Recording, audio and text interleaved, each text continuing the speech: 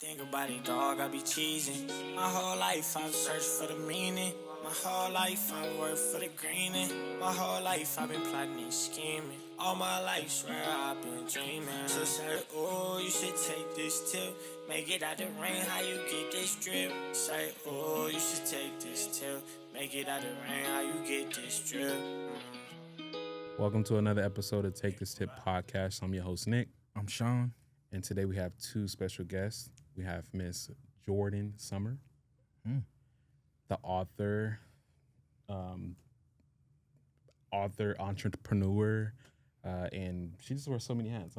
We don't have all day to go over that, but the gifted Jordyn Sommer. Thank you guys for having me back. No problem. Yes. And then we also have Bria. We have the writer, the creative director, and one of my favorites, the poet. Thank you. Thank you for coming and welcome to the show. I'm happy to be here. Thank you for having me. Again, thank you for coming. And if you wouldn't mind, can you just give us a little bit more about yourself? Yeah, absolutely. So my name is Bria Dinero. I am a poet and creative director, like you said. I'm also the founder of Wholesome Girls, which is a nonprofit women's organization centered around sisterhood and salvation through our Lord Jesus Christ. And that is, a summary. And Jordyn, what did you do this week? Who was I this week? This week and every week, I'm still who I am. As you guys know, I was here before, but I also have her expression, which is just a tool to empower people to express themselves creatively through just different creative outlets, but specifically for me, writing. So, yeah. Dope. How some girls up? Cool. I like that. Yeah. Huh? Okay. I'm confused now because I thought you was going to get into it. Like we have the live editing, so we're just going to roll with it. Exactly. I love the calmness and tone. Again, thank you for joining us today. As we, discussed prior, we wanted to come together and talk about a few different things. One of them being shifting our Black culture, other being effectively using our influence. So I wanted us to come together again today and discuss these things. And we come up with some questions. Go ahead and jump into that. Yeah. First question. How's everybody's mental? I know, it's probably may have been a long week. I know it's been a long week for me.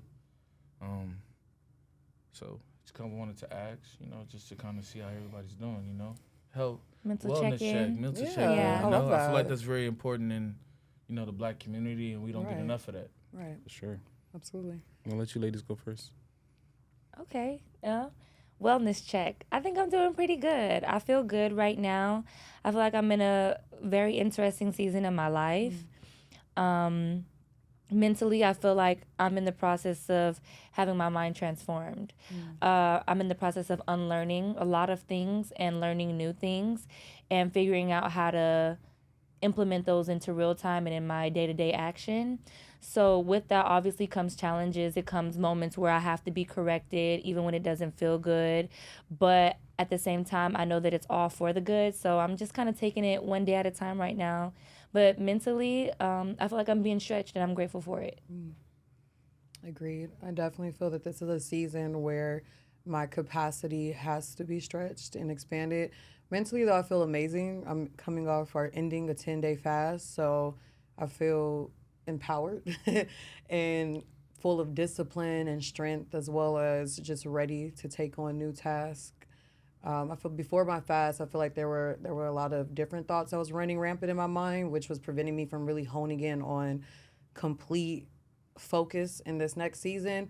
But something that fasting does is really forces you to implement discipline and sacrifice. And now that this is like the last day, I feel great. Honestly, it was hard throughout the days. Like we had the luncheon in the midst of it. There's been a lot of different outings and different things in between, but it just, like I said, it helps me see my own capacity and that there's always room for just more. That's dope. I'm gonna just be honest. I'm tired.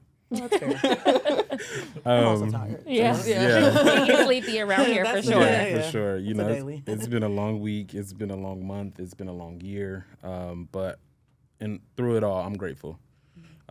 Grateful for the opportunity to, have the opportunity to get up every morning and still, push forward and become who, I'm destined to be in this world, and just forever grateful, honestly. But I'm tired. Yeah, same. Yeah, it's been a little stressful week, but I managed to get through it. Had a little health scare, but God willing, I got through it. I'm kind of tired of doing stuff alone. Starting to get to that point where now I need to build a team. You get to a certain point where you get to a certain level in life where it's like, to get over that hump, you gotta start getting the right components around. So that's what I'm looking into. Right. So let me poke. That's a great. So Not too much now. Okay, so when you Cause I know where you'll go. Yeah, It'll you already go know. left. It's too late. I'm going left.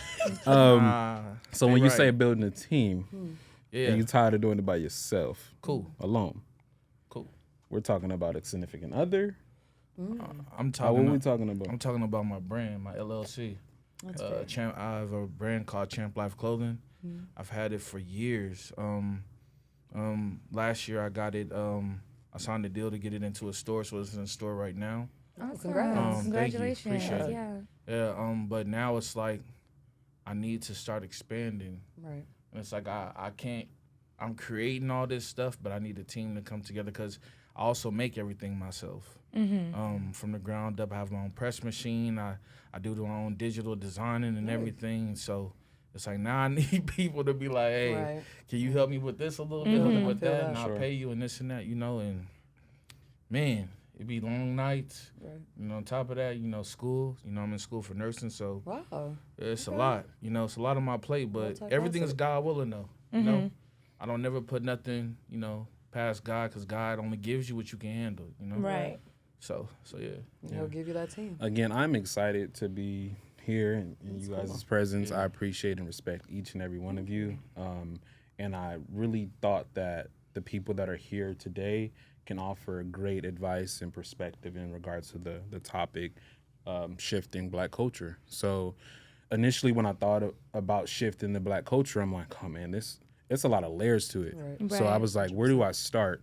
And I just tried to key in and just pinpoint the starter points. And the starter points to me are, I believe would be the values and priorities, as a Black people. What do you guys think? I'll let you ladies go. I think a starter would be knowing who we are, knowing who we are in and of ourselves, and being able to walk fully in that. I think a lot of times culture is pressed on us. You don't even have to be Black. Now, we are the innovators and we do create Black culture, but I feel like there's also a lot of other influences. And I think a lot of times as Black people, we can assimilate to cultures that are not even necessarily ours due to just lack of knowing 100% who we are. So I think a starting point is really understanding who we are. Love that. I would also say learning that the culture that we have curated now does not necessarily align with our true identities, and that there is a culture that has been created based upon trauma, and there's a culture that's been created based upon, we could go as far back as the transatlantic slave trade, and that's just the reality. A lot of our culture now is because we had to create a culture that was based upon circumstances and based upon what we actually had readily available to us, and that culture then was extended almost. It was hood culture. We could talk about things like that where so much has now has lost its original plot, and so much now we're not in the same place that we were even 100 years ago, and we're still mentally moving as though we are. And even though there is a lot of more information that's available to us now, there still is this lack of knowledge at the same token, because we have gotten so comfortable with the culture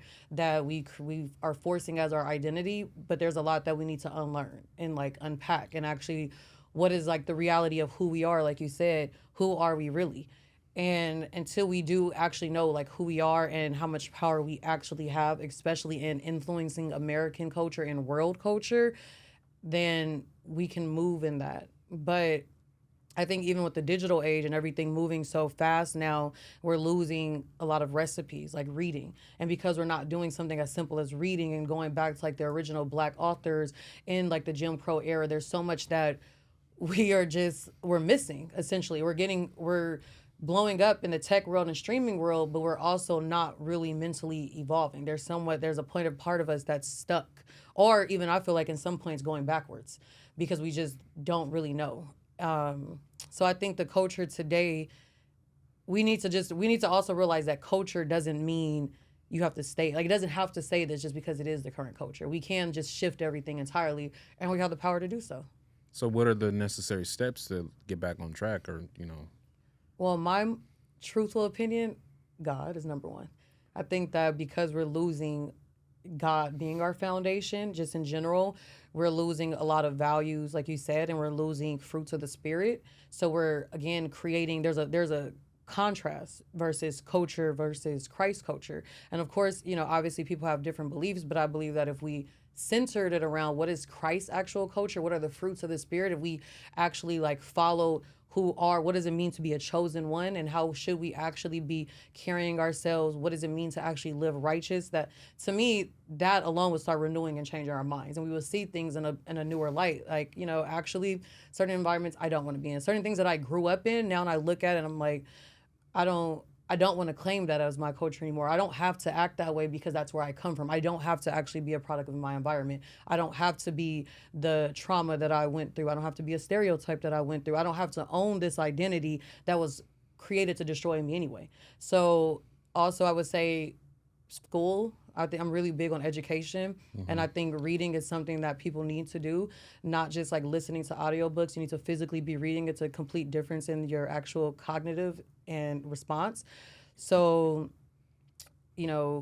health, I think, is major. Mental health, like you said, having these environments where we come together and we speak with each other.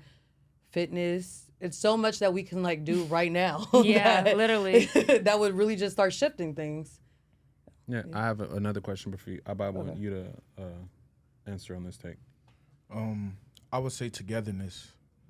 There's definitely not enough togetherness. I feel like other races show it way more than we do. Right.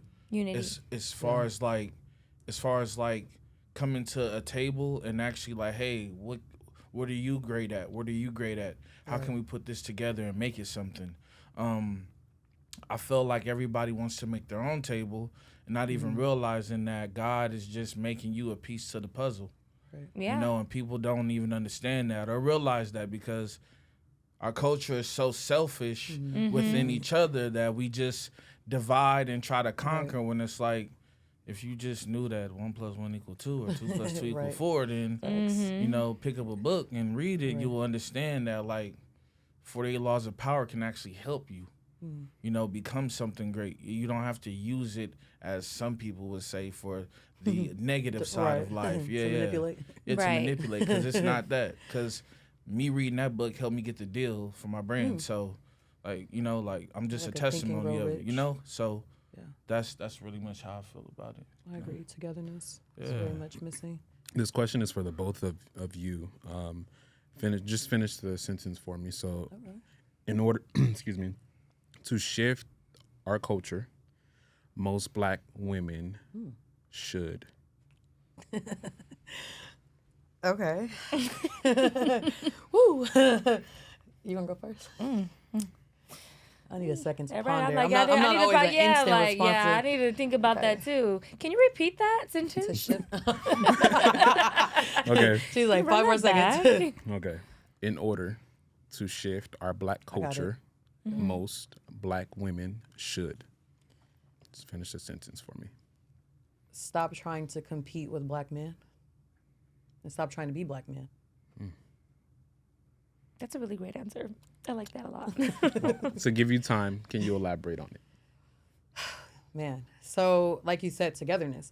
There's this new concept and like this liberating idea that women need to be men, essentially. Or even when we're talking about culture, like what does it mean to be player? Like women think to be player, like we take it in a like less spiritual aspect. Women think being player or being different things is being like a man, moving like a man is how you get different results. But in actuality, we're completely made different. So we're supposed to complement each other. We're supposed to make each other whole. You're supposed to already have your components of you. Women have our components. We move in femininity, y'all move more masculinity. While there can be a balance, we're supposed to come together and really like fill in, not necessarily like your cup is half empty now I have to make you whole. Like no, your cup is already whole as who you are as a man, and now I come in and I put in the feminine aspects as a helper, as a helpmate. But I think women are really in this role, because again, culture, where we have to do and move the same way as men to get a certain response from man. In actuality, it's not the response that we would really want to get. Women are meant to move a little differently. We're meant to be a little more charming and graceful, charismatic. We're not meant to, hang out with you one night, whatever that night, and then not talk to you the next day, and then think that means you're going to be obsessed. It's like these are all cultural ideas that don't make sense anyway. Like this form of like wanting men to be obsessed and this like cat and mouse game is just a lot. Or in general, women just can't really see, the black man. There's just a lot of elements to the black man in general. Like as a woman, as a black woman, you have to really realize like what is the battle that a black man goes through in society today and just in general. And we have to take that on a little nurturing, not saying be your mother, I don't believe in that, but there is a nurturing aspect that we're supposed to bring because the world is already against you. And we have to already know that there are certain struggles that you're already up against just from being born. So if we come in being chaotic and being your opposition because we feel who is the actual hierarchy in this, opposed to seeing it and us having our own roles innately, then I feel that it's creating it's creating distance between us. And black men and black women are both feeling as though we don't need each other. And like you said, a lot of other races don't move that way. It's not, I'm not saying that people shouldn't date outside their race, but that shouldn't be our first like go-to, is that, oh, I can't deal with a black woman. Oh, they always bring this. They always act like this. Or I can't deal with a black man, or calling him the N-word, or different things like that, because we come from the same trauma, essentially, the same environment. So I think women should just focus more on our own femininity and what does that really look like? What is true liberation without making it this false sexual liberating movement, which is making us more distant. That's a really good answer. She just said it so perfectly. I'm like, thank you.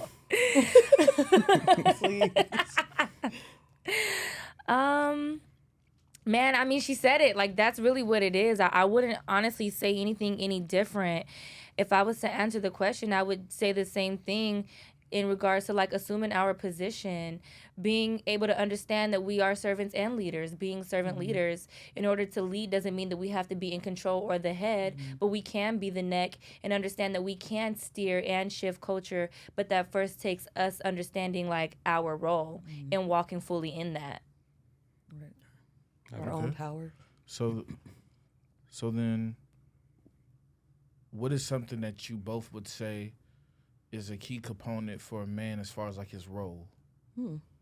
We kind of shared each other's like in general. Because that was gonna be my next question for sure. Like, what do we think a man's What role is a man's role? What is one thing that you would say is a key component for a man's role? How I would have phrased the question was, how would a black man support you in fulfilling your role in society? In what way?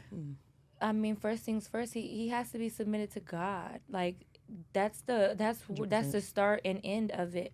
Because at the end of the day, as long as this man is submitted to God, he wouldn't be steering me wrong. And I would be able to trust in his leadership and move accordingly. I think that's the starting point. Yeah.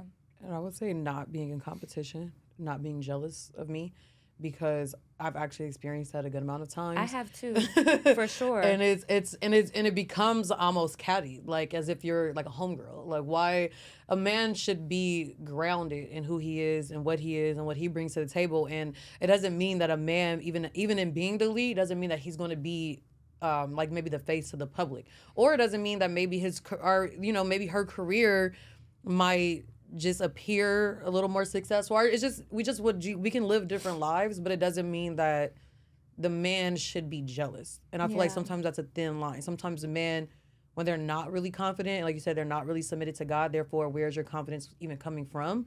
Then it's easy to become jealous over women and just the attention that women get just in general. Like doing nothing, women get attention. So I would also say knowing how to be supported, knowing how to receive support. I personally think a lot of times, you know, even how you guys started, how you mentioned, even with your brand, like you need a team. Essentially, we are your team. We are your rib. We are, you know, backing you. But you have to know how to allow us to support you without falling into, like as Bria said, that competition or cattiness or insecurity or even just pride. Not allowing your pride to prevent you from having the help from your woman. Let us help. And don't take that. You can't take our help as what's the word I'm looking for? You can't take our help and look at it as though we are trying to control you or do something other than help. Like you have to know how to receive that, the help that you yearn for. Right. So you use the term rib, and I'm just going to get a little bit biblical. So that's the rib is the wife, right? The helper, right? So with you not being a wife to said person, do you still feel like you should be that help or that support to that person without like being married? No. No, I think there's that limitations, it's boundaries. There's boundaries for limits to that. I don't think you should play wife if you're not a wife. Right. Yeah. So when you talk about, you know, being the support and the help and the rib, and I mean, How to do you me, get to that's that like, point? because you have to get, Well, you and can you're start talking as a about, friend. you're talking about the man, you know, he needing to be led by God first, right? So we're talking about that. Obviously, if you're being led by God, right, you should, you know, go, you know, get married. It comes with characteristics. Yeah. It comes with characteristics for the man and for the woman. Right. So if you are a wife or destined to be a wife, there's certain characteristics that you're going to move in at all times because that is literally who you are, regardless of the performative acts of whether or not I'm going to cook and clean for you without a ring. Right? It's not about the actions, but the character. And the same thing for a man that's submitted to God. He's going to move with a certain level of character that will give us the confidence to trust in his leadership. So does that mean I'm going to do everything that you say blindly and we have no type of commitment? Absolutely not. However, I'll be able to identify if you are a man submitted to God or not, regardless of, like I said, those actions or those day-to-day tasks. Like, you know, I don't have to cook and clean all day, every day to prove to you that I'm a wife. You're going to see in the way that I move, the way that I carry myself, the way that I show up as a wholesome girl. Wholesome girls up. Love that.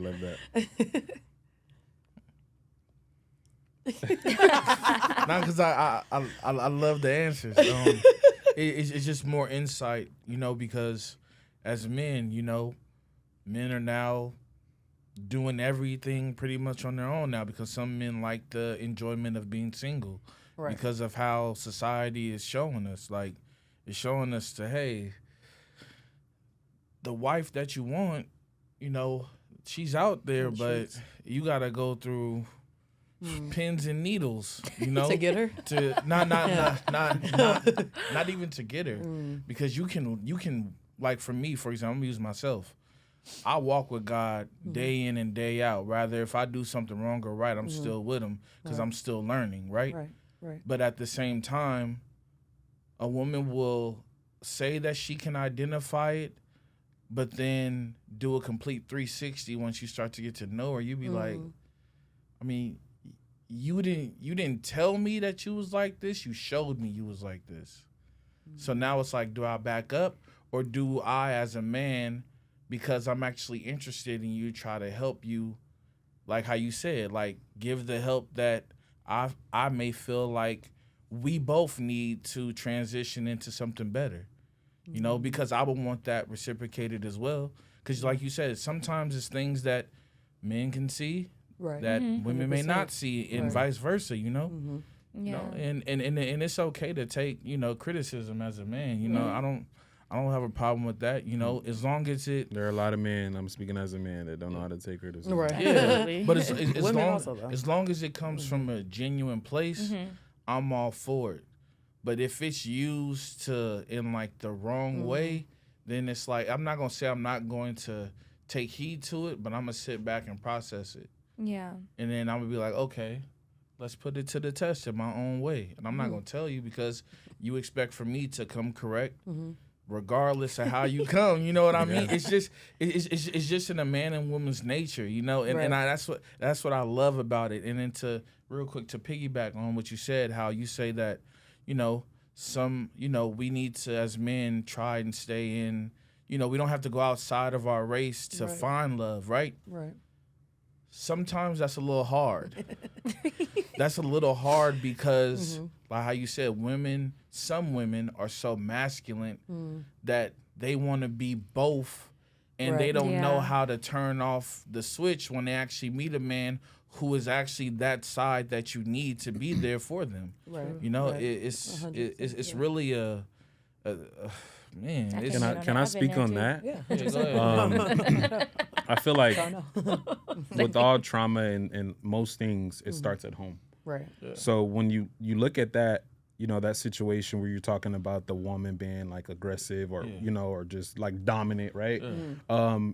You got to think, why is she like that?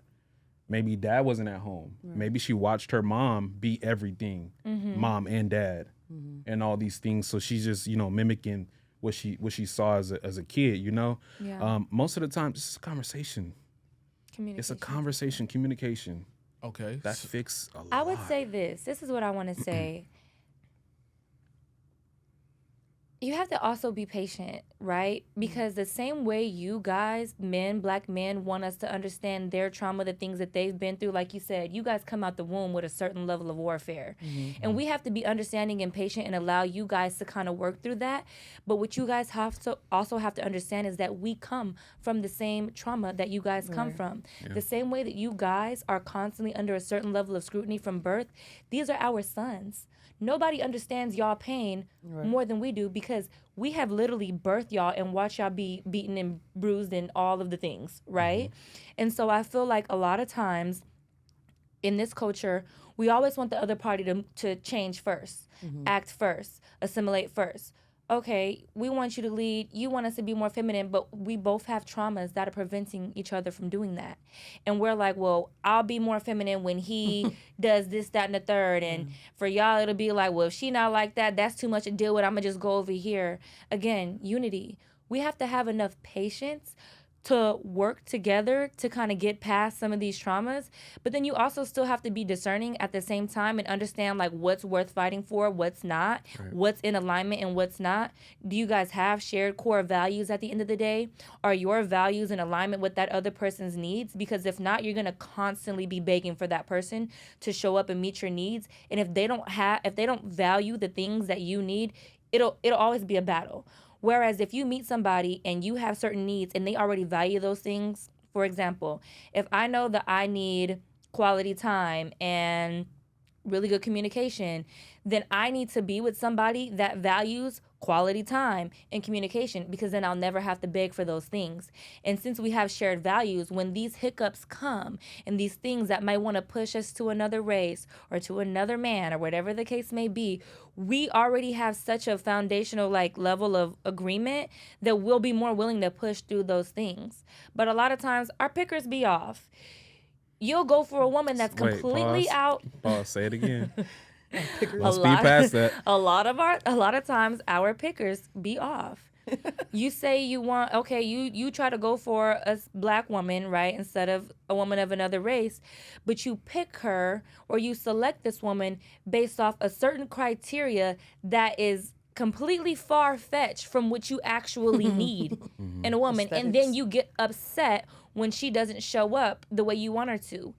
You cannot, just another example, you cannot lead with money and doing all these grand lavish things and then be mad when she has an expectation for money and grand lavish things, because that's how you caught that fish to begin with. Do you get what I'm saying? Yeah. So I really think that it just comes back down to having enough patience, the same patience and grace that you want us to give you guys to work through your traumas, extending that grace unto us, knowing that we also have those traumas because we birthed you and we go through some of these things together. While you guys were being beaten in the fields, we were being raped. Do you understand? So it's like we are sharing traumas. Have enough grace and patience for us to break down these walls as we allow you guys to work through yours and climb over yours. Right. Also, just a side note, PSA, you're not finding your partner in the club.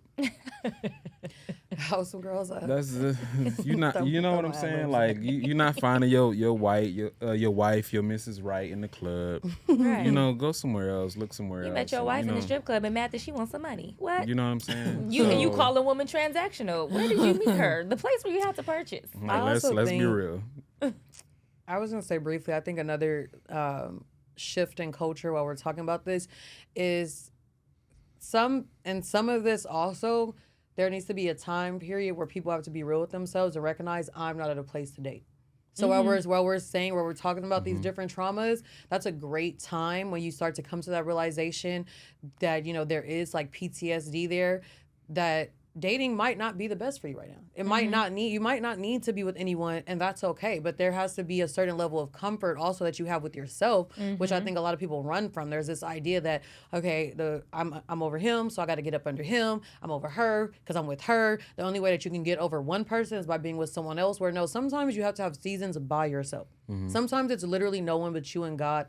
Literally, and then that's the time frame where God is going to also like start bringing up all of these traumas that you forgot even as a kid, a lot of things that you know, like literally push out your memory, or you just don't talk about, or you never even sat and really had time to reflect on, so you could actually get past it. So then when you do get in certain scenarios and certain relationships, now they're brought to the forefront, and you're like, oh, I didn't know I snapped like that. I didn't know I was so short-tempered. I didn't know I was so emotional. I didn't know I was so needy. There's so many different elements, which is why I say you can't do this half cup. Like, you're half a cup, I'm half a cup, so we assume that we're whole. No, you're a cup, I'm a cup. Now we're flowing in abundance. It's not this idea that we have to always have someone beside us in our journey is also a falsity. Like, there needs to be times where you're just by yourself and you're honing in and you're learning, I need to heal. Because it's not actually fair on either ends that you come into something with all this trauma and all this baggage. Where, yes, we can be patient and graceful on both ends. And sometimes you're going to work through it with each other. It's not always going to be perfect. It's never going to be that. But there has to be a certain reality where you just take time to just be with yourself. Right. And learn yourself. Yeah. And what you're into and who you like. And like you said, the wrong pickers, you're choosing the wrong pickers. If a female is choosing a certain type man over and over and over, and the only thing that's different maybe is the clothes he wears or his actual face, there's obviously something behind that. You need to get to that root. You need to change your actual taste, because you're falling into a cycle because you haven't actually acknowledged what the root of all of this is. Like you said, your father probably wasn't home. So because of that, you look for this void filler, and then it's just a cycle over and over and over. Right. So question for everybody. Get to a wholesome place. Why yeah. With that being said, why is in the black community the divorce rate so high? Because it seems like everybody gets married, right? And then 20 plus years down the line, now people are getting a divorce because now they finally found something about that person that they might not like, but they knew was there. They just kept letting it ride and pushing it to the side, or thinking that they fixed the issue, and then now it's like, oh, I'm at a point now where I don't even want to try to fix this issue no more. I'm over it.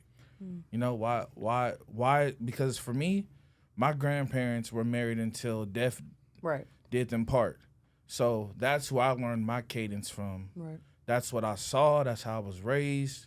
You feel me? My grandfather was my father figure, and I saw how he moved and how he treated my great grandmother, and it was beautiful, you know. And they were in the church, you know. So it was like, so for me, it's like that's what I not yearn for, but that's what I strive to be, and that's the path I walk. But it just seems like man, like I be trying to like tell some of my homies, like, bro, just hang in there if you can. Like, sit down and actually figure it out. Right. Don't make a drastic decision before you dive off the deep end, and now you actually lost somebody that you really do love, and that you really do care about, and that you really will go to war for, with God attached to it at the end of the day. Yeah, but you know? Sometimes love isn't enough. And Like to your point as well, the running, and when she said the running, it just made me think about just ignoring the issues and just not addressing them. I feel like that's where that increase in the divorce rate is, because people are not going to therapy. People are ignoring things and just sitting on it. It's like this rug here. You pushing all your problems and issues underneath the rug and acting like it's not there, rather than just addressing it. Right. But go ahead. Well, I'm going to say two things. One, I agree that love is not enough. Like when we're talking about marriage, this is a covenant. So many people have this idea that a relationship is based upon love, but love is an action. So love is a choice. I'm choosing every day to choose you, whether my feelings align with that or not. So in a marriage, it has to be that same stance. I'm choosing to love you every day, and I might not actually like you, and maybe down the line, I might not like you at this moment, or there's just, in general, there's going to be ups and downs, but a marriage is you chose this person to spend life with. And I think people aren't looking at it in a covenant sense. They're looking at it in their interest type sense and what their preference is or how they feel at the moment. And in general, everyone is too like hasty in that regards, where everything is about your emotions. Your emotions are always going to change. They're always going to sway. So a covenant means that regardless of that, like you said, so death do us part. We're going to be here through thick and thin. But then I also would say on the second point, the actual divorce rates in the Black community is going down. So it has like drastically gone down as of recently. And I think another reason why our divorce rates were higher is like when talking about statistics is the fact that Black men, we have to like factor in like prison and our like mass incarceration rates and things like that. And it's not, and we know obviously it's because you're going to get harsher sentences, you're going to get longer sentences, et cetera, et cetera. That's all a part of the systemic issue. But even that separation between us again, how can we're staying together when we're not in the same household? Like even the idea that the Black father is the most absent father, that's a lie. Like statistically, it actually says that the Black father is the most active in the household when he's present in the household. But because you have all these different elements that are pulling the Black man out of the household, which is all intentional to keep the lead out the house, then we go in these long-term statistics where it looks like, well, Black men and Black women can't tolerate each other. They can't be in these long-term relationships, et cetera, et cetera. But then again, like you said, back to the actual, when we go back to actual slavery, that was all done then. So a lot of our culture, the hoe culture, pimp and hoe culture, all that stems even from slavery in itself. And seeing your wife get raped right in front of you, now we have this mental idea that you want to see that everything has to be so hypersexual and, now he's your literal pimp. And it's just so much that stems from that, which is why I say we have to unlearn so much, because we were forced to be separated from each other. It's always been a force of separation. And in actuality, if we didn't have all of these different factors and it was just us and we grew up in an environment where there weren't all of these outside factors, then we would stick together. It wouldn't necessarily be this need for us to look outward because we would be content inward, but there's all these different factors that are intentionally trying to divide us, and then we fall into it. And then it keeps going. Right. Ms. Jordyn, is your mic on? It is. I was going to say a similar thing to Bria, just going back to her original point with the last thing of as far as divorce is happening, not doing that initial work first, jumping into relationships and going into covenants without doing the pre-work. And then obviously not having the same moral and value standards that your grandparents had back in the day, being more rooted and grounded to where we do understand what covenant means. And so we don't understand how serious it is to break covenant and what comes with that and what generational curses come with that. We're not mindful. So again, we move hastily, like she said. The moment something's not serving us or we get fed up, we stop choosing the person, but it's not supposed to be so optional. Right. Yeah. You know what I'm saying? Right. It was never supposed to be so optional. So I just think that we don't understand covenant the way that we did back then because we're not rooted in the ways that we were back then. So true. Agreed. What is the work? What does that look like to you? The work is like, are you actually taking time to get to know your partner before you guys get married? Or did you guys meet, have a lot of really great sex, become head over heels over each other, and then get married? Right. You get what I'm saying? not. Did you guys do premarital counseling? And even if you did do premarital counseling, how committed are you to showing up on the bad days, showing up in love even when your feelings don't catch up? Because like she said, it is an action. It's something that you do each and every day. It's a choice that you make. Sometimes, like she said, I'm not going to feel like I love you. The emotion may not be there, but will you still show up and do the actions anyway because you understand covenant?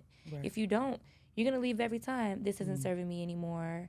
Oh, I'm fed up with him. Be fed up. Go to your side of the house. Pray about it. Understand the power of a praying woman. Right. Things like that nature. You get what I'm saying? But we don't have the same morals and values that equip us for those seasons. So we don't have the equipping that we need to get through those seasons and press through them. We don't have the what we need to equip us to go through hard seasons in and of ourselves, let alone in a partnership. Right. So again, it goes back to having those seasons of solitude to where you learn what it looks like to push through seasons of darkness. And then you can implement those things into your marriage and into your relationship. But if you don't have that to begin with, of course, it's going to be to no surprise that when those hard days come, you don't know how to push through them. Two things for me. One, no matter to whoever my wife is, no matter what we go through, this is rather if it's good. a message for the future. Let me see. Hold up. Right. No, Let let me me fix know the what it is. Hold some boys up. let me get this out, man, before I forget it. No matter what we go through, no matter if it's good or bad, I'm still gonna love you. It's never not gonna be there. So fuck what these other dudes is talking about. They're lame to me. Because no matter if we get into a fight, I'm still gonna love you. No matter if we have a good day, I'm still gonna love you. Rather if I irritate you, you irritate me, I'm still gonna love you because I'm still doing my job as your husband. And then to also piggyback, I'm so tired of y'all using Instagram as an excuse to just say you married. That's the only reason why some of y'all are getting married out here. It's just to post it on Instagram, just to get likes, just to have people say congratulations, and then y'all sit here and go under God and y'all capping. What you lying for? And then you got us dressing up. He woke and you up. spending all this money Go ahead. for no damn reason. And it's like, bro, you could have just went to the courthouse and called it a day, brother. Like, why are you sitting here doing this to yourself? Could have kept your toaster. And then you know what happens? And then the downshift is, okay, I'm in fourth gear. Let me shift down to first now. Oh, this nigga ain't shit. Oh, she ain't shit. Oh, now we on Instagram talking about each other back and forth and subliminal messages. And it's like, before all this, we was in the house talking about it amongst ourselves. Maturity. Why do your neighbors and your discretion. friends and your family need to maturity. know about what y'all going through? Like, that ain't nobody's business but you, her, and God. Yeah, and I don't want to know anything. Yeah, like, come on, man, get it together out here. Like, and it's stuff like this that make men like me not want to get married because y'all set such a bad example. But then at the same time, I kind of want to, just so I can show your ass that it can actually be done. Yes, I That goes back to contradicted myself. We got the wholesome Yes, I girls up, contradicted okay? myself. But at the same time, the truth hurt. So Yeah. take it how you want to. Make You sure you better take speak this it. tip. Lead by example. Take this. Thank you. That's how we go straight into the Let's get into Exactly. the influence. Come on, Exactly. influence. I'm feeling Very this because good I got a lot to say about social media. Okay, look, let's get into it. Go ahead, Liz. We're helping curate y'all wives, and not curate. That's the wrong word. We're helping Cultivate. your wives, sanctify your wives. That's the goal. So, Thank you. quick question: Is having too? Is there such thing as having too many kids? And can that hinder the marriage? Because my face. some people will say that having too many kids separates the man and the woman because now they have something in the middle that's not really bringing them together for date nights and what they used to do and Definitely stuff can't do like that. that, you know? Because No I see it capacity. sometimes, you know? That's why. That's a fair point. I think like we go back to you should be married first. So if you're not married, then you're just giving another like a reason to like for something to like kind of come in between you. But like I don't know if I like how that sounded, but I strongly believe people should be married before having children. It's actually really hard to. It can be hard to try to stay together when you're not really together, and then you have a child in between that. And like you said, that child is going to come in between this fun that you're having because you're not being serious anyway. If you're being serious, then you'd be married. Like you would be taking it all the way where you know that you're committed to each other. So therefore I can be committed to this child. And, you know, I think it would depend on the actual couple though, as far as like children Case cost. by case. They That- cost. yeah. So if you can afford them, then I think realistically, if you can afford the kids, then it might not be that much of an issue because you can hire nannies for date night. Like, capacity is real in all levels. But that goes back to Jordyn's point, building the foundation before. Exactly. 100%. So. Yeah. He had a monologue going. You kind of threw me off, but I'm loving it because you woke up. Yeah. He woke up. The silk shirt. I was chilling. I was chilling. I'm happy. I can't wait to meet Mrs. Moore, by the way. Okay, come on, Mrs. Moore.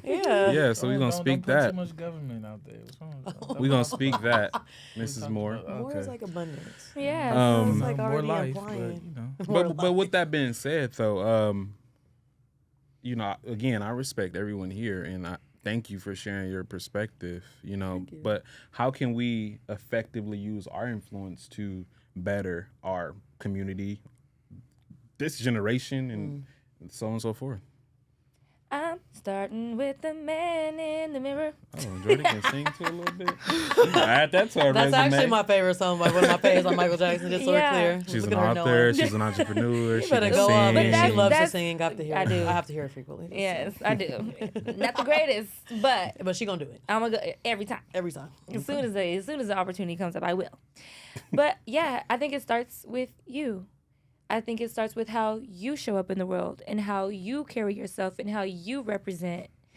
That's where it all begins. That's where influence begins. It begins with you because people watch you. Mm-hmm. They look at what you do. Mm-hmm. They look at how you handle situations. And when you do it well, they become inspired. Then they want to emulate. Mm-hmm. What do we all do when we want to learn something or become something? We read books by people who do the thing that we want to do. Or if we want to become something, we read books by people who are what we want to become. So you have to be a blueprint in and of yourself. You can be a good influence or a bad influence. But at all times, especially because of social media, you are influencing at some point because people are always watching you. There's cameras everywhere. There's cameras at a red light. At all times you are under surveillance, and even if not by man, by God. You're under surveillance at all times. You are being watched. Your actions, even your thoughts and your intentions are being scanned. You get what I'm saying? Yeah. So how you show up and how people receive it, that's what's going to be what influence is. Not only just for social media, but the little kiddos that are watching, your nephew, your kid, Right, 100%. people, they're always looking. You never really know, Right. but they're always paying attention. That's why that So that's saying, something- do as I say, not as I do, is completely unrealistic. Because at the end of the day, I'm going to do as I see, not as you say. I know I'm, what do they call it, a type 4 learner? I learn by doing, copying, you know what I'm saying? I can't, I'm not one of those people where I could just read something and I got it. Like, no, let me watch you do it, let me try it, and do it till I get it right. So at the end of the day, your actions speak. For sure. I think the type of content you make in general, like you said, not being so obsessed with the idea of going viral or not even being so obsessed with the idea of influence. Just like you said, being yourself and then creating content that aligns with that and not content that's just trendy. So sometimes you do have to go off the grain. You have to be different. You have to be the person who's going to try something new because everything that is something now is because someone tried something new. So everything that we're seeing on social media now is because someone randomly just did something and then people picked up on it. So if we start shifting, which I think is already actually happening, like the type content, all of the we had like the first wave where like everything, even with like TikTok, everyone just started blowing up off any and everything. But at the same token, you don't want to sacrifice your actual integrity and your long-term image and look and just representation just to go viral. Right. It's like everything is like all attention is not good attention, and having that actual mind frame can help you with what you create and what you post, and everything doesn't need to be seen. There has to be a certain level of discretion and holding back a little on some of the things that you post. I think just like in general, the content that you create can help with shifting that influence. Right. And Jordyn's not looking at my cards, but she pretty much, I'm going to put this down because a few of the things that she already, that I have on my cards, she mentioned. One thing that I listed was speak up. The other thing was lead by example. And the last thing was maximize your effort. meaning like continue to go and do this, even though on the days you don't feel well, you don't feel like it, you still have responsibility to show up every day because there's always somebody watching. Yeah. Yeah, I definitely agree. I also feel like if social media wasn't around, it'd really put the youth of today to test because a lot of people got known because they actually went outside and actually did the groundwork and laid the foundation and then became something great. If we didn't have social media, would you still be the same person that you are right now? Would people still respect you? Would people still want to come to you and be around you and in a good positive energy? Right. I don't think a lot of people will be able to survive in that generation because it was tough. You had to make flyers. You had to pass them out. You had to go to events. You had to know somebody that knew somebody and actually be outside. It took a certain level of groundwork. For sure. That built real character. life, actual exactly. charm, That not built just character. internet personas. Yeah, exactly. Facts. So if this is a question for everyone, if you took your strongest characteristic and was to give this to the next generation, what would that be? I'm going off the dome now because Jordyn took all my questions and stuff, and my answers and stuff. I would say, does it have to be one word? No, I guess not, right? Whatever you think is necessary. I would say, I'm sorry. I'm sorry. Look, can you repeat the question? That's okay. So, if you had to take your strongest characteristic and give this to the next generation, what would it be? Mine would be actually remaining true to who I am, regardless of the scenario, regardless of the environment, regardless of the situation, and really standing 10 toes down on who I am and what I am. I don't know. I'm like, there's so many characteristics. I know, huh? The first one. First one. I think maybe the ability to genuinely care for other people because kindness can go a long way. Growing up, I would battle with like people being like, oh, you're too friendly, you're open or whatever. But a lot of times that characteristic in me has helped people in ways that I didn't know. It's had an effect on people in ways that I didn't know that has like honestly been able to help them find a certain level of freedom. So I think the ability to be able to have an open heart and still, even though the world can be very dark and people will try to use you, abuse you, take advantage of you, not losing the ability to love and care for people openly. That's dope. What about you? You didn't answer. I asked the question. No, I'm gonna answer last. Go ahead. No, ask the question. Go ahead. He wanted the mic drop moment. Yeah. Let him drop that mic. No. Stay active. Stay active with God. Stay active with what you do. Just be ready at all times. Because if you stay ready, you don't got to get ready. Yeah. Yeah. Facts. No. Yeah, okay. For me, it's just humble.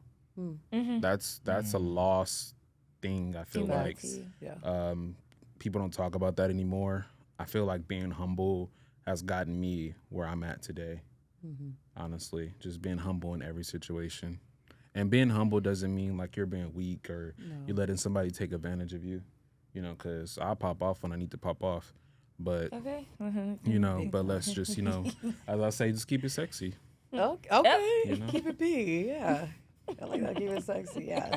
Move. I gotta get you a silk shirt with that. Yeah, you did it. What color you want? Blue? I know that's nice little navy blue silk. Pop your collar. That part, Drill, for real. Cisco. Keep it Yeah, sexy. Come on. Period. I'm rolling for real. Hilarious. Love it. Oh Self-central man. up. Go ahead. Okay, so let me ask you guys. Yeah, I was gonna say, I was gonna. That's what we Yeah, next question. Do y'all have any absolutely. questions for us? What do you guys think? Okay, you spoke about humility, right? Let's get a little deeper into that.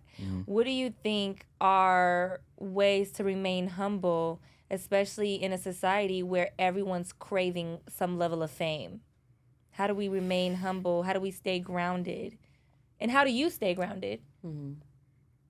Because, well, if I can speak just for me, just understanding that every situation is not the same. Just because it's what, you seeing this on social media, or maybe you heard that your family member is doing this and doing that, that's not your situation. Okay. So, Say that one more time. Say that one more time. just Look at the camera. Say that one more time. Somebody needs to. I got a few people that need to hear that. Say that again. Just because your family member doing this and doing that, that's not your situation. Stay humble. Stay where you at. That's not where God got you. That's not where you at in life. And also just believing, just that I'm always where I need to be. Yeah. It's just In Jesus' name. Okay. it's weird because I've never even though my dad and my mom, they're great, but no one sat and just instilled this into me. I just picked up on a lot of different things. I look at certain things people don't even know, but I'm mimicking them and I'm stealing different things even till today. I kind of make it into my own, and I'm just always I feel like I'm a student always and just always learning, and I think that's where that humble nature comes from. Right. Never having the idea that you've arrived, because if you've arrived, then you can go ahead and clock out, check out. Right. Entirely. Right. We're constantly learning and growing. There's always another level, and there's always a different devil on that level. Right. And so understanding that no matter what heights New you've levels reached, there's equal new always devils, another. yes. There's always a going new to form of them, man. Absolutely. There's always going to be another level. There's always going to be somebody with a little bit more, or that's doing, there's always going to be more. So understanding that doesn't mean that, one, you're less, but two, understanding that there's always room for improvement and growth. Never being so, be confident, yes. Know that you are who you say that you are, but at the same time, know that there's always room for growth, and never look down on anybody. Because one thing that my mom taught me and that has stuck with me my entire life is be careful how you treat people on your way up, because you will meet them on your way back down. Right. Tables turn. No, for real. 100%. Man, So humility is extremely important. definitely. Yeah, because you make fun of today, be a boss tomorrow. Man.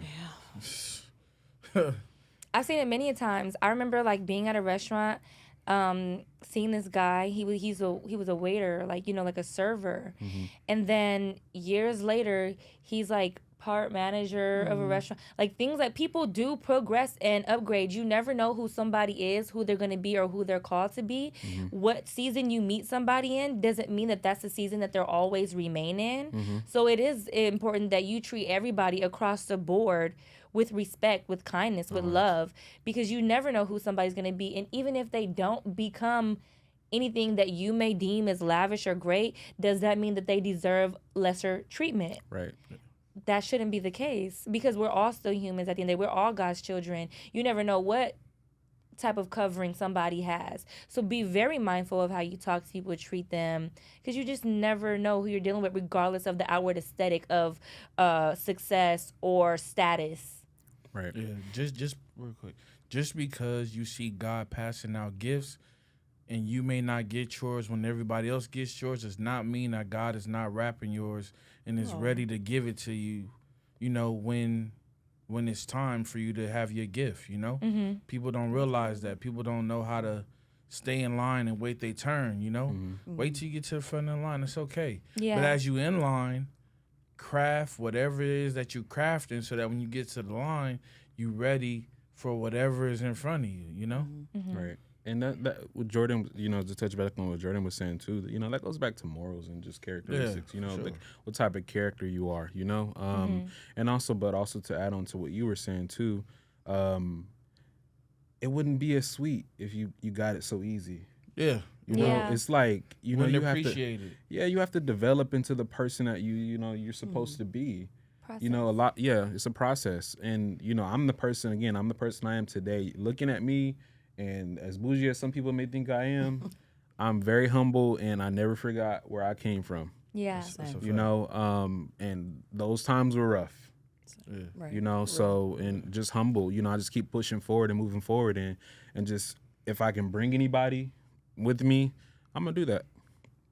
I just think that's the right thing to do because I have morals. That's real. Yeah. There are so many people lacking that. Yeah. Even what you said about knowing that what God has for you is for you, no matter what other people around you are doing, I feel like God really dealt with me on that. I'll never forget when I was 18 years old. It was my son's second birthday, and I was at a park pushing him on a swing. And as soon as we got off and we're getting ready to walk to the car, this lady stopped me, and she spoke into my life. And she told me all these things that God was going to do with me or through me. And at that time of my life, I was struggling. Like, I had no confidence in that particular time of my life. I was a teenage mom, extremely insecure, not even necessarily about men, but just in and of myself. I didn't have the faith that I had for others for myself. So there could be a word given, and I'd be like, oh yeah, that's for all y'all except for me. You know, I had a hard time believing that those things also applied to me.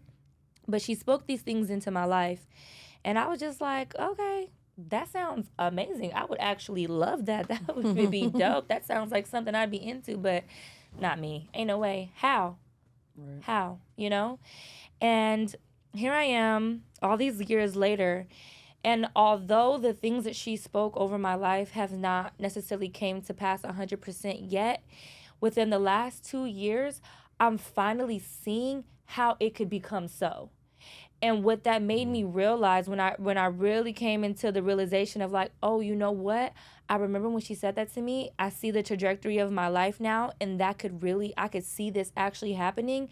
It took me back to that moment because it made me realize, like, when God has a call in your life, and when God says that he wants to do something with you and through you and for you, nothing's going to get in the way with that. Even if you can't see right now how that could be true, God is not a man that he shall lie. He's not going to tell you something just to get your hopes up and let you down. Now, granted, you may have to go through some peaks and some valleys. You do have to go through process, right? You have to grow. You have to go. You have to character develop, things of that nature. And you also have to be in alignment with his will for him to take you where he's trying to take you, right? If he's leading you, telling you to go left, go left. When he's telling you to go right. But if he says he's going to take you somewhere, you will get there. Regardless of what right now looks like, regardless of what everybody else is doing, whether you're first in line, last in line, as long as you're walking in his will, the thing he said he would do, he will do. And I learned that recently, and I'm finally seeing it, and it keeps me encouraged when I'm not. It keeps me pressing forward when I would want to give up. It keeps me turning back when I slip up and I fall short. It keeps me in repentance. It keeps me still seeking him because I'm like, no, you have shown me light at the end of the tunnel. Because I remember when I didn't see anything, I'm like, this is just a black hole that I'm going down. Before you go, Yeah. I'm sorry, I just want to say this. Don't just be sitting around waiting on God. Right. You also have to do the Faith without work. works is dead. You Yeah, know, for sure. exactly. But go ahead. I love that theory, though. I was going off of what you said, and I was talking about humility. That is like what true humility is, which is actual submission to God and submission to what your calling is. And sometimes people believe that humility is like just the act of not being boastful or not, you know, like we said, like seeking fame and this and that. But like true humility is going through these actual seasons and being submitted to God and your calling and being submitted to just what season you're in. Like you might be in the wilderness or you might be in the valley and you're in preparation to get to the mountain. So even knowing these different seasons and knowing that you have to go through, seasons of isolation, you have to go through separation, you have to go through trials and tribulations. Sometimes you put yourself in those seasons. Sometimes you hold yourself in those seasons, but that all does create character and it develops the fruits of the spirit. So then, you know, in the end, when you have these actual results, the fruits of the spirit prove where was God with you in those seasons. Like sometimes people can have results, and we're talking about influence in social media. You can have quick results and this idea of fame, which can then have people fall into this idea of comparison because, well, why did they blow up so fast and I've been doing this and doing that? Or why did this person have this or that? And the reality is if this person has results, but they don't have actual fruits of the spirit, then God was never present there anyway. Because when God's presence, you're going to go through these seasons and you're going to be developed, and it's going to be shown in the end, I've been here this entire time. This is my will. This is my doing. And if people aren't able to discern the difference, then it is very easy to fall into this idea of quick influence, quick results, following trends, posting 1,000 posts every day, this, that, I have to do this, I have to do that, I have to post at this time. It's just not, God doesn't follow an algorithm. So when he tells you to do something, it's because he's already backing it. Like when he tells you to go against the grain and put this out and no one watched it and no one liked it, it's going to all pay off. Just keep following me. Just keep doing what I told you to do. And like you said, it's not always going to look like glitz and glam. It's not, because again, you have to know your season you're in. If you're in the wilderness season, you're alone. Like when Jesus was in the wilderness, it was 40 days and 40 nights alone. He was preparing for those 3 years that he was about to perform miracles. He had to be at the actual cross. Then his victory was when he actually defeated death. So there was a long process before we actually saw his victory. So if he would have stopped, or people would have only saw and judged him based upon the wilderness or the valley, then they would have thought maybe God's not really here. But then in the end, when he actually defeated, he proved that, yeah, I am God. I am God. He showed that in the end. So it's just like us, when we actually get to our mountaintop, they're going to be our actual fruits of the Spirit, which is what we should actually carry for influence: love, joy, peace, patience, forbearance, self-control, discipline, etc. Those are the fruits that we should have, and the fruits are going to determine the tree. So if someone is bearing bad fruits, well, you just got quick results. And the enemy can give also. That's reality too. He can give you a false promise, because that's what he does in the wilderness season anyway. That's what he does when you're in the valley. He gives you the idea of God's promise, but quicker.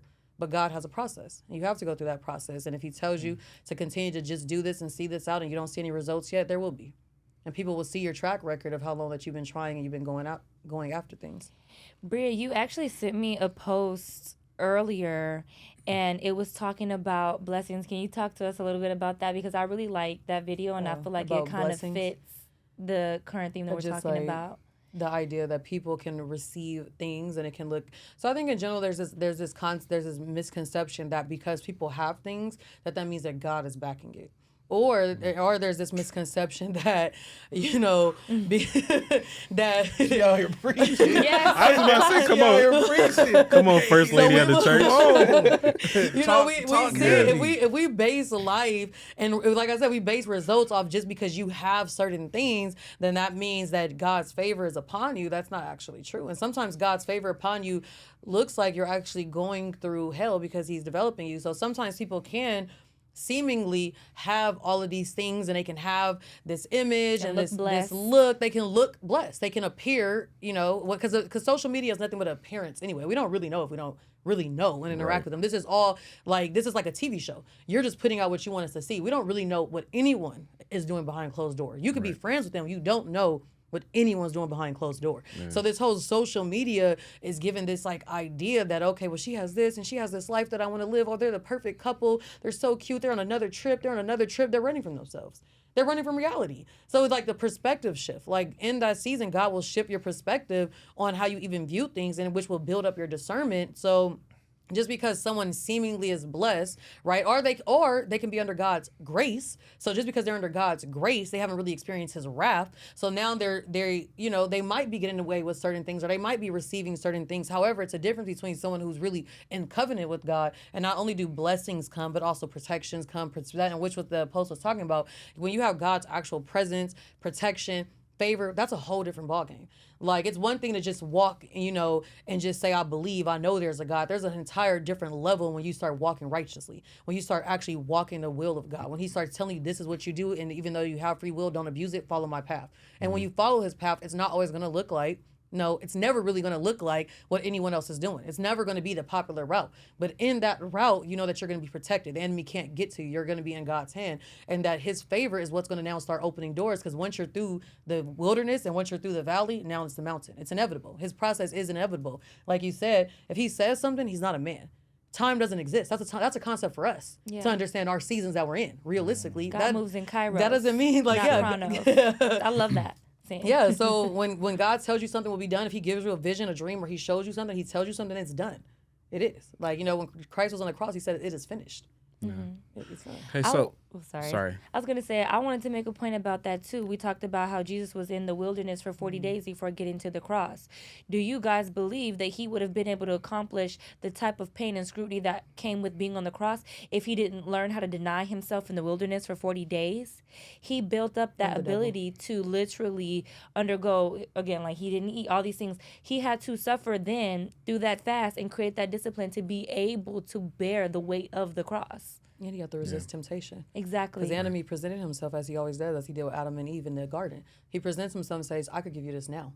Why go through any of this when I could give you this? All the kingdoms of the world, I but could you've give- already been promised. Right.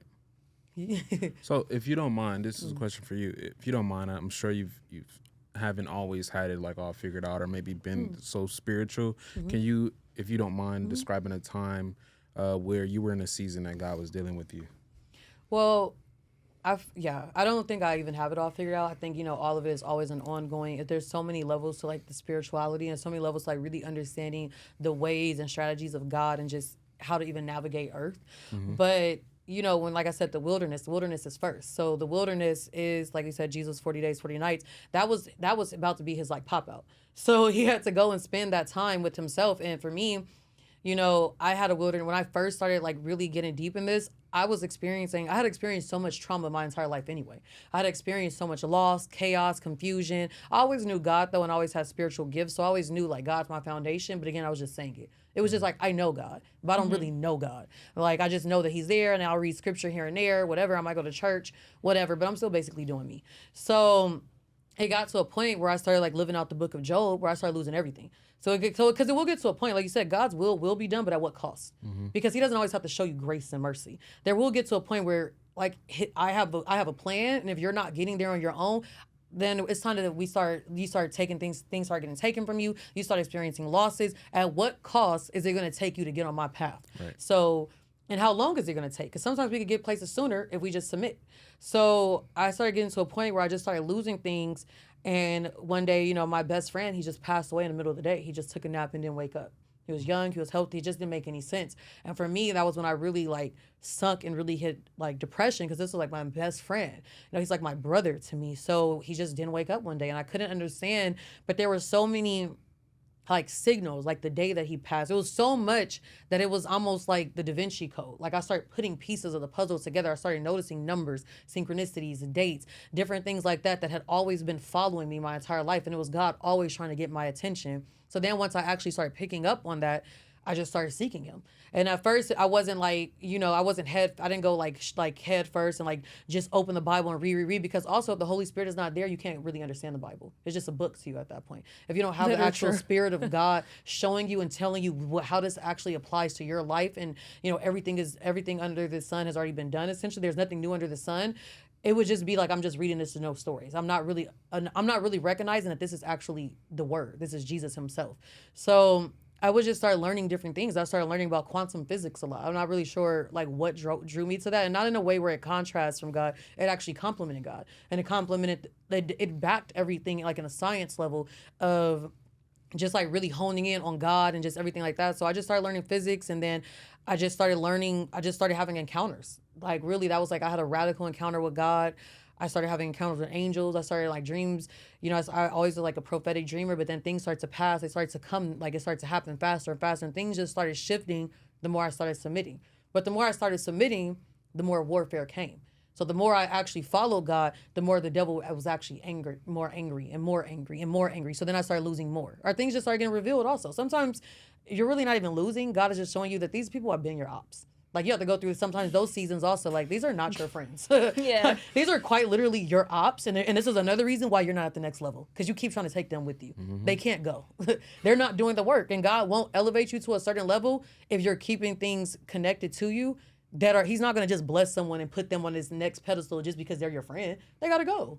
Clear cut. He's very like clear cut. Do you want it or not? Like, So I just started going through those moments, and I started getting deeper, and I started becoming more devout. I started getting the word more. I started going to church more, and I started like just honing in, and everything changed drastically. Real quick to read the reason why I was just at odd what you were saying, and it was like I've been through that before, where like your own like somebody that you call like your brother, And the next thing you know, that man trying to take your life. Yeah. You know, and now you in a situation where it's like, like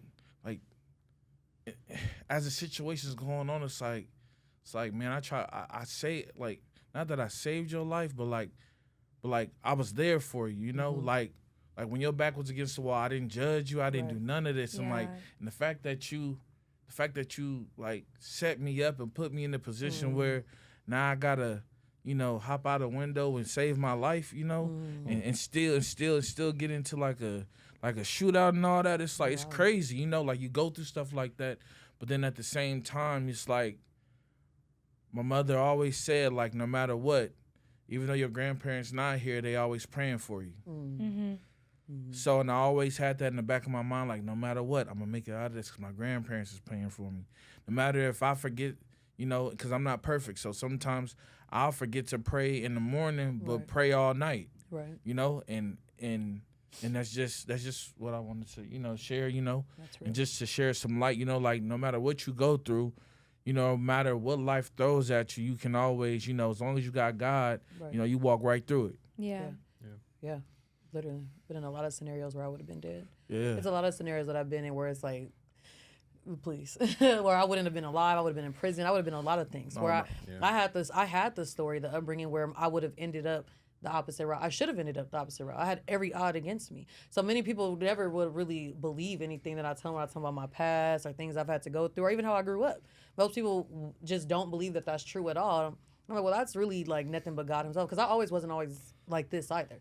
I was definitely more rowdy before, definitely a little more aggressive and just, you know, everything that we talked about earlier. So I had to learn through trial and errors but that's why I always said, or go back to saying that God really has to be the foundation. It can't, you know, it has to like really be like real life, not just saying it, but like really walking it. And it's uncomfortable. It's hard. It's easier to choose free will because it doesn't really come with any requirements. You can do you. But when you really like start following God's will, he has rules and requirements. He has laws. And if you want to really like, you know, we could see salvation, but do you want inheritance? Do you want abundance? Do you want on earth as it is in heaven? It's so many, like I say, levels and layers to this where the deeper that you get in this journey, the more you are going to have people exposed and I've had to experience that a few times too. I've had to experience like losing like everyone around me. And it's not, but it really isn't a loss because y'all were never here for me for real anyway. You were my ops in plain sight. But wolves in sheep's clothing. And you weren't even that powerful. I was just naive. I just was blinded by it because I wanted you around because I needed someone around me because I wasn't really putting my full comfort in God, and that's where the valley season comes in. He's going to strip all of that, and it's going to have to be, it's only me and you. It's only me and you. No matter what, there can be no comfort. I have to be your first pick because idolatry comes in many levels. And, you know, back to Jesus, Jesus showed us in every capacity everything that you will go through. Even in that short time frame, he showed us every single thing that you will ever go through. Judas wasn't just because Jesus had Judas. We're all going to experience a Judas. That's just the reality. You're going to sit at the table and you're going to know that someone's your op and you're going to tell him I'm going to betray you and he's going to kiss you on the cheek and act like it never happened. I didn't do that just then. That's crazy too. And like we're real quick, like got into a situation like that where it was so crazy to where like, and he noticed like as soon as that situation happened, like a situation took place, I went to work the next day, like nothing happened. And then he was like, you good? As soon as he said I just broke down and just lost it. Right in the middle of huddle. And I don't know why when I talk to people start crying. Yeah, and I was like, that gift. But it's like, and I was like, I don't know what's going on, but I mean, no matter what, I always told myself, look, no matter what the situation is, I still got a job I gotta do. You feel me? Like I can't, you know, just because my shield was chipped a little bit, I'm still go to work. You feel me? And sometimes we do need those breaks. Yeah, because that PTSD will start building up. That stuff will start building up because we're body, soul, and spirit. So the soul needs to process sometimes. Sometimes it can't be, I'm just gonna bounce back. Sometimes the spirit is more advanced than the soul. Your soul is really dictating your emotions and like your viewpoint, your mind and things like that. So sometimes we can, you know, we can't get up because I've gone through that too, and then it starts building up, and then it gets to the point where the Lord's like, because He's told me this recently. There's things deep in there that I can't take you to the next point until you really go. Hence this 10-day fast. I can't take you to the next point until you really go to the beginning. And you think that just because you kept living and you've been thriving, that things are okay? No, that's been me. That's my grace. Now it's time to get to the root. Because if you don't heal this now, when you get to the next point, it will surface and it will destroy you. Exactly. Our soul sometimes needs to like really go through healing, and that's why so much of us implementing things in the physical is necessary. We can't just always be super spiritual. Like sometimes, we can pray and this and that, but sometimes we might have to go to therapy. Sure. Sometimes we might have to just have a day where I just sleep. Jesus he did things where he's going to sleep. Or a day where you just cry. You just cry. Sure. Like, and let it process release. it. Yeah, and that's why I be telling him, like, for me, this podcast is a therapy. It's therapeutic to me. It's my therapy. Right. It allows me not to just sit back sometimes. Like I tell him, sometimes I just want to sit back and just listen to stories, because sometimes your testimony helps me without you even knowing it. Because, I didn't even know you went through some of that stuff and vice versa. And it's like stuff like that lets me know, like, no matter what, if you keep the faith and you get through that and you sit back and you dictate what you're going to do in your next move, you'll move forward, Yeah. So in conclusion, Miss Wholesome, can I call you Miss Wholesome? Sure. Okay. For the time being. Okay. Miss Wholesome, what does a wholesome woman mean to you? So the 3 pillars for wholesome girls are sisterhood, sanctification, and salvation. So a wholesome woman, wholesome girl being because the target audience is the youth, but a wholesome girl will be cultivated and grow into a wholesome woman.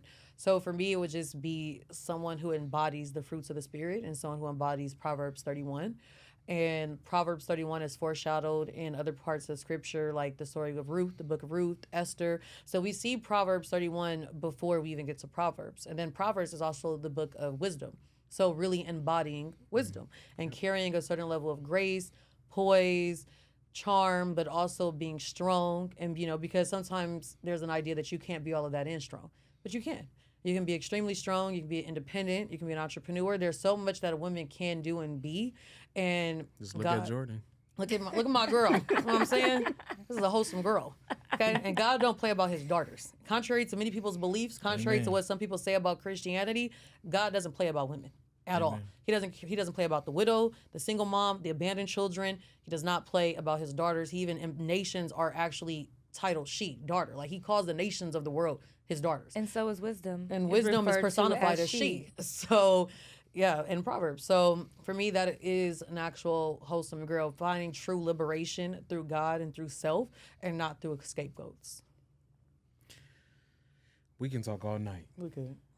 We definitely got to do a part 2. Yeah, but in conclusion, I don't know if Jordyn briefed you on this, but we have a thing we're called Tip of the Day. Okay. So each person I'll allow for you guys to leave one individually a Y'all tip go for the first day. this time. I know. I'm like, don't. I'm like, I need a moment. You're so shy. I didn't have my tip prepared. I gotta think. Okay.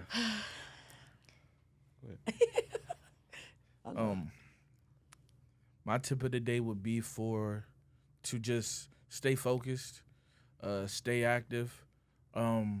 Just because you failed today don't mean that you won't win tomorrow. And keep it champ at all times. Period. Yeah, for sure. Okay, keep it champ. My tip of the day would be,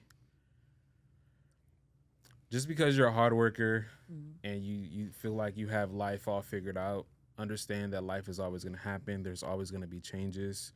So you have to learn to pivot and maneuver through these situations, but also understand that some things are out of your control. And with those things, when it's out of your control, you have to seek a higher power.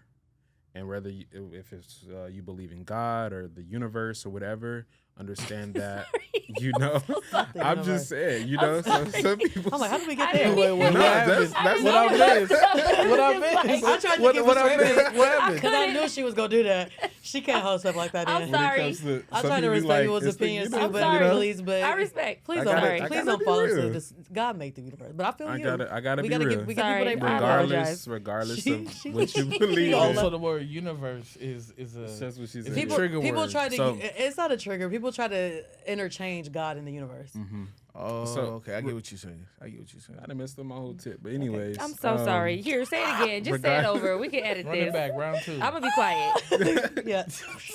Can't be doing that when we in place. I know. I'm so You know how to run it sorry. back. You just God gives free I will. don't know what you talking about. My tip of the day would be dude is tripping. Go ahead. My tip of the day would be understanding that, you know, some things are out of your control. You can work hard, you can pivot all you want, but some things you have to seek a higher power. Understand that and maneuver the best way you can. Real. Yeah. Oh, I'm next. My tip of the day is to read more books. Do not underestimate how much you will grow, how much your mind will expand, how many more words you will learn, how much more relatable you will become, and how much you will enjoy it by just simply picking up a book, reading a book, and making that your new hobby. My tip of the day is if you do it wrong, you do it long. If you do it right, you do it light. So I'm just going to remind you, obedience is better than sacrifice. Save yourself from spending 40 days or 40 years in a trip that should only be 7 days or 14 days. How many days is it? What's the specific That's a number of reference days? to Moses and the Israelites. Yeah, it is. Yeah. Well, how many days is it? It was 40 years, but I believe it was only supposed to be 14 days. Yeah. Right? So don't turn a 14-day 14-day. voyage into a 40-year wilderness. Period. Yeah. That's deep. You do it right, you do it light. You do it wrong, you do it long. That was another entendre. With that being I ain't gonna be said, doing that. God. Sorry. Host of Girls Up. With that being said, thank you again for tuning in for another episode of Take This to Podcast. I'm your host, Nick. I'm Shaun. I'm Jordyn Sommer. I'm Bria Dinero, and Host Some Girls Are Up. Ta-ta. Bye-bye. What we hosting boys? Host Some Boys. How some boys up? What we? Host Some Up. Yeah, 1, 2, 3. No. Oh. No, we're going to figure it out next time. Gia. Gia, we coming need to go soon. there. Oh, while it's still rolling, you guys can follow Bria Dinero at Bria Dinero or Wholesome At Breezy Dinero. Breezy. Oh, girl. Yeah, follow me at Breezy Dinero, BreezyDinero, yes, like the money, or at Wholesome Girls __ or both. I want the money. What? Nothing. Y'all need to have these. We need these bloopers. For that random sure. stuff. That's what you're, yeah. Hey, Tony, we're going to talk to you. And put me in the back saying Wholesome Girls. Ad-libber. No, Oh, hold on, real quick before we go. And shout out to the dopest engineer I know Yes. to date, Tony. Shout out Big to you, Tony. Tony. Shout out Big T. T, man. Big T, man. He got us through it. Super dope. And I will recommend Tony to anybody For sure. if you need anything done recording wise. He's that guy for a reason. This is why this looks like this for a reason. Yep. Y'all see it. Take that tip. Take Yeah. that tip. Look, catch Take me that. July never mind, I 30th. can't do no take that. You can sorry. say take that I tip. can't. I was Not gonna say like take that. but you know. Oh yeah, That that's was a Diddy reference. just say, Well, just we say, don't do that. just say. All right, y'all. Yeah. Take the sip. Just say, hold the baby later. Oh. Think about it, dog, I be cheesing. My whole life I've searched for the meaning. My whole life I've worked for the greening. My whole life I've been plotting and scheming. All my life, swear I've been dreaming. So say, oh, you should take this tip. Make it out the rain, how you get this drip. Say, oh, you should take this tip. Make it out the rain, how you get this drip.